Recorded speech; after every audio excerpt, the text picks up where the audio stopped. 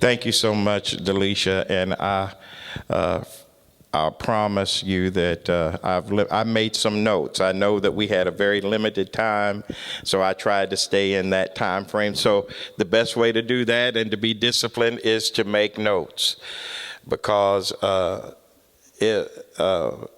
it's this close to Sunday, and I hadn't preached in 3 weeks, so y'all know I got one for tomorrow. So I'm saving all my energy and efforts for tomorrow.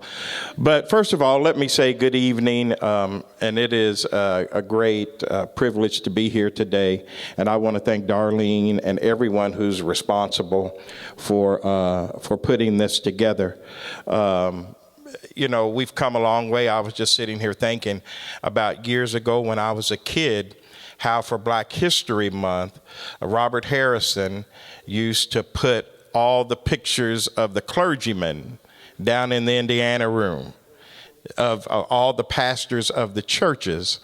That's how you knew it was February. They had a glass case down there, and they put the picture of all the pastors there of the local churches there. There was one way that they celebrated Black history. And I just think that it's good that National Black History Celebration, that's wonderful.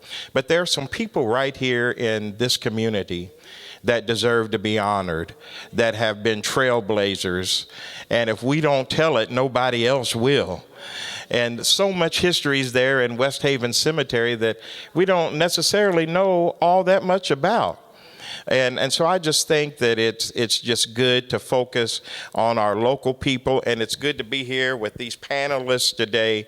And I just thank them for their efforts and sharing, and to be a part of, it's just wonderful to be a part of this community. I'm going to ask my dad if he would come forward.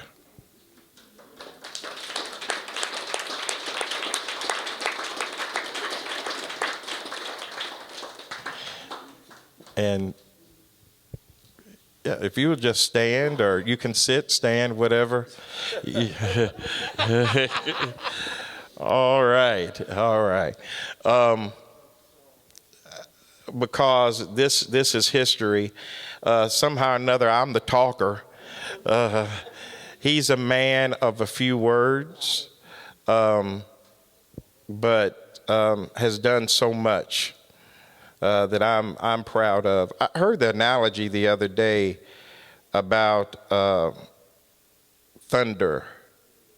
You hear thunder, it makes a whole lot of noise, and it's just noise. But lightning, it strikes without saying anything, and things move.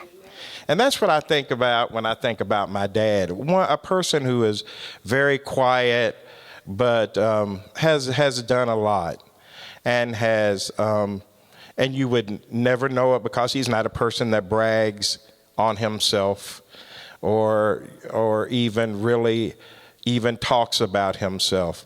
But today I'm going to talk about him, and I'm going to talk about his father. I'm going to talk about his son and his grandson. And I have a picture over there that I gifted him, as well as my brother and my nephew. And it is 4 generations of Toran family firefighters. It's here on the easel. So if you get a chance afterwards, you may want to check it out. The Toran family story is woven deeply into the civic and public safety of New Albany, Indiana. A legacy that represents perseverance, trailblazing achievement, and generational dedication. In the early 1900s, Joseph Nathaniel Toran and Frosine Harrison settled in New Albany, establishing a home. But not only a home, but a foundation for remarkable lineage of service. They lived just right out the front door right there on what used to be West 2nd Street, where the old police station is now. That's where their home was. And out of that union became a son, which was my grandfather, which was Marion Harrison Toran, probably known to everybody in this room as Bunky Toran. And in 1952, Bunky Toran made history as the first black firefighter hired by the city of New Albany. And for 29 years, he served with distinction, ultimately retiring at the rank of what is known now as battalion chief. His career represented more than personal success. It marked progress, representation, and opportunity for those who would follow. His son, my dad, Ron Toran, continued the family's pioneering path when he joined the fire department in 1975. And over a career spanning 31 years and 8 months, my dad built a reputation for excellence, leadership, and professionalism. During his time on the fire department, he had many accomplishments, but he became the first and only black fire chief that this city has had to date. He was appointed by 2 different mayors, serving 11 years and 8 months at the top post. The first African-American fireman hired by the city of New Albany was my grandfather. The first and only black fire chief the city has ever had was my dad. And not only was he, did his accomplishments or his achievements stop there, but he was also voted as the most popular firefighter and firefighter of the year by the New Albany Pilot Club. And he was renowned for his exceptional investigative skills in the arson department. He was known throughout the state of Indiana as one of the best. And today, the tradition remains strong. My brother, Ron Brown, at the age of 50 years old, is currently serving in his 29th year with the department at the rank of battalion chief. And his son, Terrence Brown, is now in his first year with the New Albany Fire Department. And if Terrence completes his full career to retirement, the Toran family will have devoted 100 years of continuous protection to the citizens of New Albany, Indiana.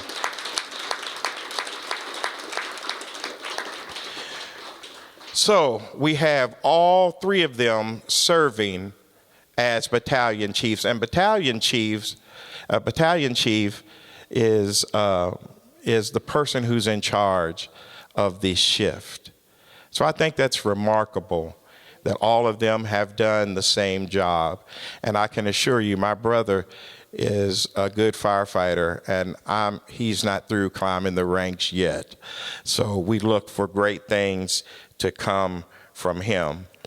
And our service actually goes beyond firefighting.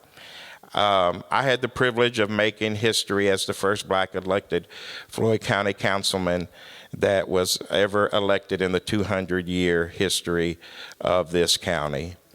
So I'm very proud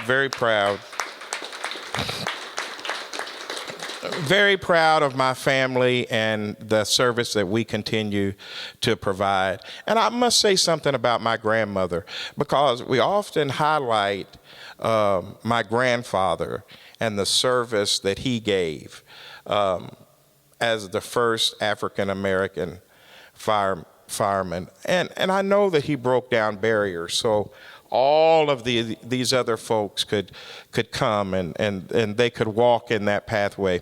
But I often heard my grandmother talk about how hard it was for her to be a member of the Women's Auxiliary of the fire department during that time. Her and Miss along with people like Miss Eddie Woodard and other people, how hard it was. So I'm just grateful for them and the leadership that they provided, and the doors that have been open. And I think that I speak for my dad and the rest of the family.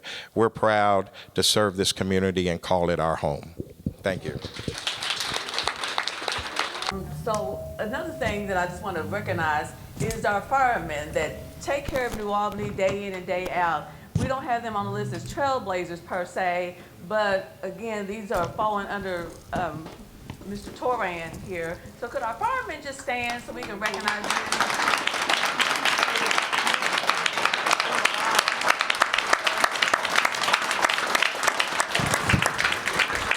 Thank you all so much.